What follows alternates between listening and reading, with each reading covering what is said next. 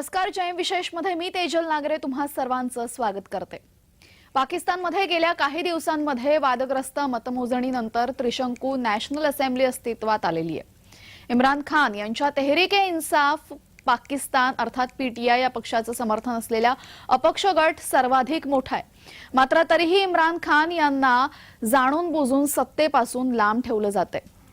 दरम्यान पाकिस्तानातली एकूणच परिस्थिती काय आहे, कशा पद्धतीने तिथे निवडणुकांचे निकाल लागलेले आहेत आणि कशा पद्धतीने तिथे रणनीती सुरू आहे हे आपण एकदा समजून घेऊयात. तर पाहूयात पाकिस्तानमध्ये नक्की काय सुरू आहे ग्राफिक्सच्या माध्यमातून. सर्वाधिक जागा मिळवूनही इम्रानला सत्तेबाहेर ठेवण्याचा प्रयत्न.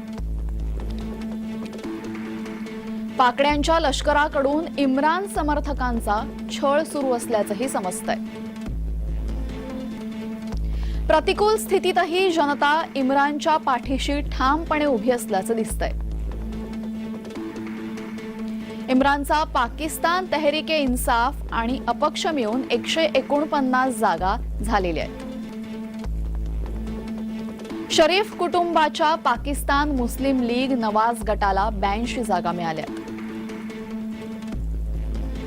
बिलावल भुट्टो जरदारीच्या पाकिस्तान पीपल्स पार्टीला 54 जागा.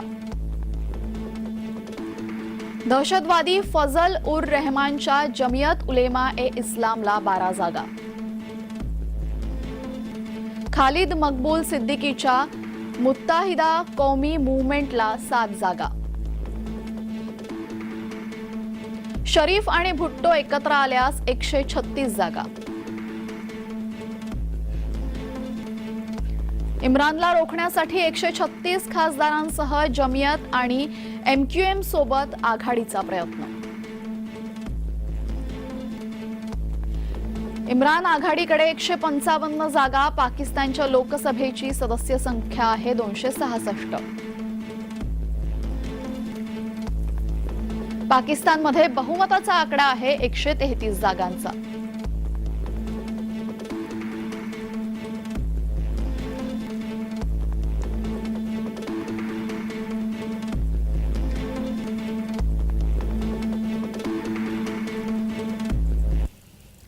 तर पाकिस्तानच्या एकूणच निवडणुकांचं आणि त्यानंतर लागलेल्या निकालांचं विश्लेषण करण्यासाठी आपल्यासोबत जोडले गेलेले आहेत अभ्यासक शैलेंद्र देवळाणकर. शैलेंद्रजी, आपल्या जय महाराष्ट्रमध्ये स्वागत. आपण बघितलं पाकिस्तानच्या सार्वत्रिक निवडणुकांच्या आधीपासून ज्यापासून प्रचार झाला, प्रचारानंतर निवडणुका पार पडल्या, निवडणुका पार पडत असताना सुद्धा मोठा गोंधळ झाला. आपण बघितलं अनेक ठिकाणी हिंसा झाली होती. त्याआधी सुद्धा पाकिस्तानमध्ये इम्रान समर्थकांना अनेक वेळा मारझोड करण्याचे प्रकारही आपण बघितले, समोर आले होते. आणि आता निवडणुकांनंतर जाणीवपूर्वक इम्रान खान याला बाजूला ठेवलेलं जात आहे. दरम्यान या पाकड्यांचं नक्की चाललंय काय? मला असं वाटतं की सार्वत्रिक निवडणुका झालेल्या आहेत, कोणत्याही पक्षाला तिथं क्लिअर कट मेजॉरिटी मिळालेली नाहीये.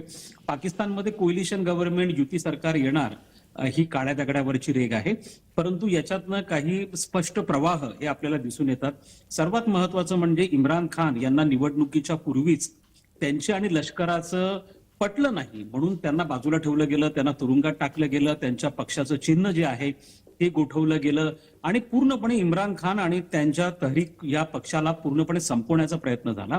असं असतानाही म्हणजे लष्कराचं समर्थन यावेळेला पूर्णपणे नवाज शरीफ ज्यांच्याकडे असताना देखील नवाज शरीफ यांना पूर्ण बहुमत मिळू शकलेलं नाहीये. त्यामुळे यातनं एक गोष्ट ही स्पष्ट होती आहे की पाकिस्तानची जनता जी आहे ही लष्कराच्या बरोबर नाही आहे, हे यातनं स्पष्ट होत आहे. मात्र एकूणच परिस्थिती जी आहे, जी अस्थिरता, राजकीय अस्थिरता ती दिसून येते आहे, ही कमालीची चिंताजनक अशा प्रकारची राजकीय अस्थिरता आहे. यातनं युती सरकार हे स्थापन झालं तरी देखील ते अत्यंत कमकुवत असणार आहे आणि हे जे युती सरकार आहे याला जनतेचं मॅन्डेट जे आहे ते अजिबात नसेल. आणि त्यामुळे तिथं जे पारंपरिक दृष्ट्या 3 प्रभावी गट आहेत पाकिस्तानच्या राजकारणामध्ये, सत्ताकारणामध्ये, एक तर तिथल्या दहशतवादी संघटना आहेत, दुसरं तिथं धार्मिक मूलतत्ववादी गट आहेत आणि तिसरा जो महत्वाचा गट आहे तो म्हणजे लष्कर. तर हे जे 3 गट आहेत खरं तर सत्ता केंद्र ही ह्या गटांच्याच हातामध्ये आहेत आणि येत्या काळामध्ये तुम्हाला हे 3ही गट जे आहे ते प्रभावी बनताना दिसतील, कारण शासन हे अत्यंत कमकुवत असेल.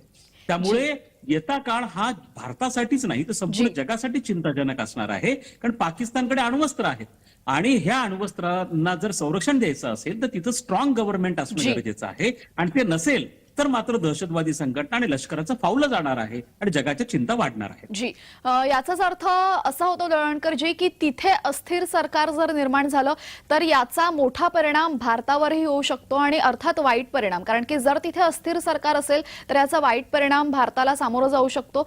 नक्की कशा पद्धतीने हे सगळं तुम्ही समजावून सांगाल प्रेक्षकांना?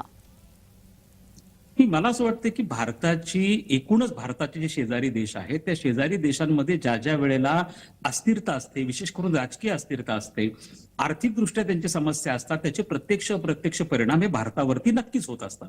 आता ज्या वेळेला पाकिस्तानमध्ये एखादं युती सरकार येईल ते पण अत्यंत कमकुवत असेल, लष्कराच्या आणि दहशतवादी संघटना आणि धार्मिक मूलतत्ववादी संघटनांच्या प्रभावाखाली असेल, स्वाभाविकपणे आपण बघेल की जो एलओसी आहे त्या एलओसी आणि इंटरनॅशनल बॉर्डरवरती भारत आणि पाकिस्तानच्या दहशतवादी ज्या कारवाया आहेत, क्रॉस बॉर्डर टेररिझमच्या ज्या ऍक्टिव्हिटीज आहेत त्या येत्या काळामध्ये नक्कीच वाढणार आहेत. कारण ते गट जे आहेत ते अत्यंत प्रभावी हे बनलेले असतील. भारताची पाकिस्तानच्या संदर्भातली भूमिका जी आहे, विशेष करून चर्चेच्या बाबतीमधली, ही स्पष्टपणे आहे. आपण सांगतो आहोत की टॉक्स आणि टेरर हे एकाच वेळेला जाणार नाहीत. एक तर तुम्ही दहशतवादाला समर्थन देणं थांबवलं पाहिजे, तरच आम्ही चर्चेसाठी तयार राहू. परंतु पाकिस्तान हा पूर्णपणे लष्कराच्या ताब्यात असल्यामुळे अप्रत्यक्षपणे तो पुन्हा एकदा अशा स्वरूपाने दहशतवादी कृत्य थांबवेल असं मला वाटत नाही. त्यामुळे चर्चेला मुहूर्त लागेल असं सध्या तरी दिसून येत नाही. जी जी, यावेळेस आपण बघितलं की मागचा संपूर्ण इतिहास जर आपण काढला तर पाकिस्तानी लष्कराचा पाकिस्तानच्या सरकारमध्ये आणि एकूणच पाकिस्तानवर खूप मोठा अंमल आहे, त्याच्याशिवाय तिथे पानही हलत नाही. आणि आतापर्यंतचा असा रेकॉर्ड सांगतो की एकाही सरकारनं तिथे 5 वर्षांचा कालावधी पूर्ण केलेला नाही. मात्र आता कुठेतरी आपण जर बघितलं तर इम्रान खान हे जेलमध्ये असूनही त्यांना मोठ्या प्रमाणात समर्थन मिळते आणि निवडणुकांमध्ये याची परिणिती आपण बघितलेलीच आहे. तर आता पाकिस्तानची जनता काही प्रमाणात सजग व्हायला लागलेली आहे असं म्हणायला पाहिजे का? नक्कीच आहे. मला असं वाटतं की पाकिस्तानच्या जनतेने आता कॉल घेणं हे अत्यंत गरजेचं राहणार आहे. याचं कारण असं आहे की इस्लामिक राजवटी ज्या ज्या ठिकाणी होत्या, म्हणजे यापूर्वी आपल्याकडे 2 उदाहरणं आहेत. एक इंडोनेशियाचं उदाहरण आहे, दुसरं बांगलादेशचं उदाहरण आहे. त्या दोन्ही ठिकाणी यापूर्वी लष्करी राजवटी होत्या आणि लष्करी राजवटी असूनही तिथं जनतेने लष्कराच्या विरोधामध्ये भूमिका घेतली आणि त्या ठिकाणी आता लोकशाही पद्धतीने निवडून आलेली शासन पद्धती आहे. बांगलादेश त्याचं अत्यंत उत्तम उदाहरण आहे. पाकिस्तानच्या नंतर हा तयार झालेला देश आहे 1971 मध्ये. असं असतानाही आज पाकिस्तान आणि बांगलादेशच्या आर्थिक परिस्थितीमध्ये जमीन आसमानचं अंतर आहे. पाकिस्तान हा पूर्णपणे आर्थिकदृष्ट्या कंगाल झालेला आहे, तर बांगलादेशची अर्थव्यवस्था ही प्रगतीपथाकडे चाललेली आहे. हे का घडतं आहे? कारण पाकिस्तानच्या बांगलादेशच्या जनतेने कॉल घेतला, त्यांनी स्पष्ट भूमिका घेतली आणि लष्कराला त्याची जागा दाखवली. आता पाकिस्तानच्या जनतेने देखील असा कॉल घेणं अत्यंत गरजेचं आहे आणि जोपर्यंत लष्कराला त्याची जागा दाखवली जात नाही तोपर्यंत पाकिस्तान खऱ्या अर्थाने विकासाच्या मार्गावर जाऊ शकत नाही. कारण पाकिस्तानची लोकशाही ही केवळ नावापुरती असणारी लोकशाही आहे, ही अत्यंत तकलादू अशी लोकशाही आहे. लोकशाहीच्या मुखवट्याखाली खरी सत्तासूत्र ही पूर्णपणे लष्कराच्या हातात आहे. लष्कर ठरवतं की कोण पंतप्रधान बनणार आहे, कोणतं शासन प्रस्थापित होणार आहे आणि लष्कराबरोबर त्यांचं पटलं नाही तर त्या पंतप्रधानांचे काय हाल होतात. पाकिस्तानमध्ये एक तर कोणताही पंतप्रधान आपला कार्यकाल पूर्ण केलेला नाहीये, दुसरं ज्यांनी कार्यकाल 2-3 वर्ष जरी पूर्ण केला त्यांना पळून जावं लागलंय, परदेशात राहावं लागलेलं आहे. नवाज शरीफ देखील परदेशामधून परत आलेले आहेत. एक तर जेलमध्ये टाकणं जाणं, फाशीवर चालवणं जाणं किंवा परदेशामध्ये पळून जाणं अशा प्रकारची अवस्था होती. मग अशाला लोकशाही कसं म्हणायचं? त्यामुळे पाकिस्तानच्या जनतेला स्पष्ट भूमिका घेणं हे गरजेचं राहणार आहे. जी, पण पाकिस्तानच्या जनतेमध्ये तितकी ताकद आहे का? कारण की आतापर्यंत आपण बघितलं तर ते जास्तीत जास्त इम्रान समर्थक त्यांना समर्थन करतायत, मात्र पाकिस्तानच्या लष्कराकडनं इम्रान समर्थकांचा छळ जो सुरू आहे तो सुरूच राहिलेला आहे. त्याच्यामुळे सत्ता उलथवून टाकण्याचं, जर इम्रान खान यांच्या विरोधात सत्ता उभी राहिली तर ते उलथवून टाकण्या इतकी ताकद पाकिस्तानच्या नागरिकांकडे असेल का? आणि जर नाही तर पुढे भविष्यात काय घडू शकतं? नाही, हे शक्य नाहीये. पाकिस्तान ज्या पद्धतीची राजवट या इस्लामिक देशामध्ये आहे, त्यामध्ये लष्कराचा दबदबा हा फार पूर्वीपासून आहे आणि जनता ही फार स्पष्टपणे लष्कराच्या विरोधात भूमिका घेते असंही प्रकार नाहीये. आणि इम्रान खानच्या पक्षाचं चिन्ह देखील गोठवलं गेलंय. त्यांचे जे सगळे कार्यकर्ते लढलेले ते इंडिपेंडेंट म्हणून लढलेले आहेत. आणि पाकिस्तानमध्ये आता युती सरकार येणार. युती सरकारमध्ये पाकिस्तान मुस्लिम लीग जो नवाज शरीफचा आहे आणि बिलावल भुट्टोंचं जो पाकिस्तान पीपल्स पार्टी आहे, या दोघांचं कोलिशन होईल आणि त्याला MQM असेल किंवा इतर पक्ष जे ते साथ देतील. त्यामुळे पुन्हा तिथे युती सरकार येणार ही काळ्या दगडावरची रेख आहे. पुन्हा सत्तासूत्र ही नवाज शरीफ यांच्याकडे जाणार आहे. बिलावल भुट्टोंना परराष्ट्र मंत्री असेल किंवा त्यांचे वडील आसिफ अली झरदारी आहेत, त्यांना राष्ट्रपती बनण्याची संधी मिळू शकते. परंतु पुन्हा एकदा नवाज शरीफ येणार, कारण हा लष्कराचा चॉईस आहे, हे लक्षात ठेवा. त्यामुळे जनता कितीही जरी म्हटली तरी लष्कराचा दबदबा इतका मोठा असल्यामुळे पाकिस्तानमध्ये युती सरकारच येणार, नवाज शरीफ यांच्या नेतृत्वाखालीच येणार. आणि हे युती सरकार किती काळ टिकेल हा मात्र निश्चितपणे आपण वेट अँड वॉच अशा प्रकारचा प्रश्न राहील. तर इम्रान विरोधात शरीफ आणि भुट्टो आघाडी होईल आणि निवडणुका ज्या झाल्या त्या निवडणुकांचा निकाल फिरवला जाईल.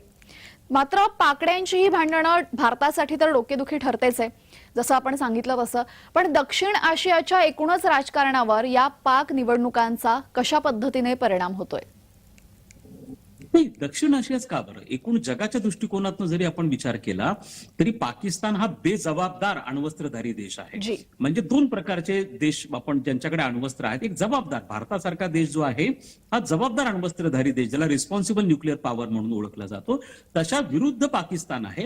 पाकिस्तानचे अण्वस्त्र हे अजिबात सेफ नाहीयेत. पण पाकिस्तान हा सातत्याने IMF असेल, अमेरिका असेल, सौदी अरेबिया असेल यांच्याकडनं मिळणाऱ्या आर्थिक मदतीवरती सर्व्हाइव्ह करत आलेला देश आहे. आतापर्यंत 23 वेळा IMF चे त्याला बेलआउट पॅकेजेस मिळालेले आहेत. त्यामुळे ते तिथं लोकशाही असं दाखवण्याचा प्रयत्न करतात. मात्र हे लक्षात ठेवणं गरजेचं आहे की जर अशा प्रकारचं कमकुवत शासन, युती शासन हे पाकिस्तानमध्ये आलं तर पुन्हा एकदा तिथं धार्मिक मूलतत्ववाद आणि धार्मिक मूलतत्ववादाने प्रभावित दहशतवाद हा वाढेल आणि त्याची डोकेदुखी संपूर्ण दक्षिण आशियाला होणार आहे. हे लक्षात ठेवणं गरजेचं आहे की अफगाणिस्तानमध्ये सध्या तालिबान शासन आहे आणि या तालिबान शासनाचा पाकिस्तानमधल्या अनेक दहशतवादी संघटनांची, जसं लष्कर ए तैयबा असेल, जैश ए मोहम्मद असेल, यांच्याबरोबर अत्यंत घनिष्ठ संबंध आहेत. त्यामुळे तालिबानची ताकद देखील वाढेल. आणि त्याचप्रमाणे आज श्रीलंकेमध्ये देखील दहशतवाद हा डोकं वर काढतोय. बांगलादेशमध्ये तो प्रकार आहे. मालदीवमध्ये विशेष करून फार कठीण प्रकारे तिथं देखील मोठ्या प्रमाणावरती ISIS असेल किंवा इतर दहशतवादी संघटना डोकं वर काढतात. ह्या सगळ्यांना समर्थन हे पाकिस्तानकडनं मिळणार आहे. त्यामुळे पाकिस्तान ही डोकेदुखी राहणार आहे येत्या काळामध्ये देखील. पण या सर्व गोष्टींपासून, पाकिस्तानच्या डोकेदुखीपासून भारताने कसं वाचलं पाहिजे? भारताची रणनीती कशी असली पाहिजे? भारताने दोन पद्धतीने या सगळ्या गोष्टींचा सामना केला पाहिजे. एक तर आपण सीमेवरती अत्यंत दक्ष राहणं गरजेचं, आपण ऑलरेडी आहोत. सीमेवरती आपलं जे फेन्सिंग आहे ते अत्यंत स्ट्रिक्ट आहे. त्यामुळे क्रॉस बॉर्डर टेररिझमच्या ज्या घटना आहेत त्या अत्यंत कमी झालेल्या आहेत. त्यामुळे इव्हन दहशतवादी हल्ल्यांची संख्या जी आहे ती जम्मू आणि काश्मीरमध्ये आहे, पण संपूर्ण भारतामध्ये जो यापूर्वी व्हायचा तसा प्रकार आता होत नाही. हा पहिला प्रकार. आणि दुसरं म्हणजे भारताने आंतरराष्ट्रीय पातळीवरती पाकिस्तानला आयसोलेट करण्यासाठी, पाकिस्तान हा दहशतवादाला समर्थन देणारा देश आहे, पाकिस्तान दहशतवादाला आर्थिक समर्थन करतो, त्यामुळे अशा स्वरूपाच्या देशाच्या विरुद्ध युनायटेड नेशन असेल, त्याचप्रमाणे अनेक ज्या अशा संघटना आहेत की ज्यांनी पाकिस्तानला यापूर्वी देखील ग्रे लिस्टमध्ये, ब्लॅक लिस्टमध्ये टाकलेलं आहे, अशा स्वरूपाच्या संघटनांच्या विषयी पाकिस्तानच्या विरोधामध्ये आंतरराष्ट्रीय पातळीवरती भारताने आवाज उठवणं किंवा लॉबिंग करणं हे तेवढंच महत्वाचं आहे. कारण अशा स्वरूपाचा अस्थिर आणि दहशतवाद आणि धार्मिक मूलतत्ववादाने प्रभावित पाकिस्तान हा भारतासाठीच नाही तर संपूर्ण जगासाठी डोकेदुखी राहणार आहे. जी शैलेंद्र देवळणकरजी, आपण अगदी मोजक्या शब्दात खूप छान पद्धतीने हा संपूर्ण विषय मांडला. धन्यवाद. आपण या चर्चेमध्ये आणि या विश्लेषणामध्ये सहभागी झालात. धन्यवाद. तर सर्वाधिक जागा मिळवूनही इम्रानला सत्तेबाहेर ठेवण्याचा प्रयत्न सुरू आहे आणि पाकिस्तान हा एक बेजबाबदार अण्वस्त्रधारी देश आहे आणि जर बेजबाबदार सरकार तिथे उभं राहिलं तर अर्थात भारतासाठी डोकेदुखी ठरणार आहे आणि संपूर्ण जगासाठी सुद्धा डोकेदुखी ठरू शकतं. प्रतिकूल परिस्थितीत सुद्धा जनता इम्रानच्या पाठीशी आहे. इम्रानचा पाकिस्तान तहरीके इन्साफ आणि अपक्ष मिळून 149 जागा जागा त्यांनी जिंकलेल्या आहेत, मात्र तरीही सत्तेपासून दूर ठेवलं जात आहे आणि आता तिथे आघाडी येणार आहे. शरीफ आणि भुट्टो यांच्या आघाडीचं सरकार स्थापन होणार आहे आणि या आघाडीमुळे भारताची डोकेदुखी वाढणार असल्याचं सांगण्यात येते.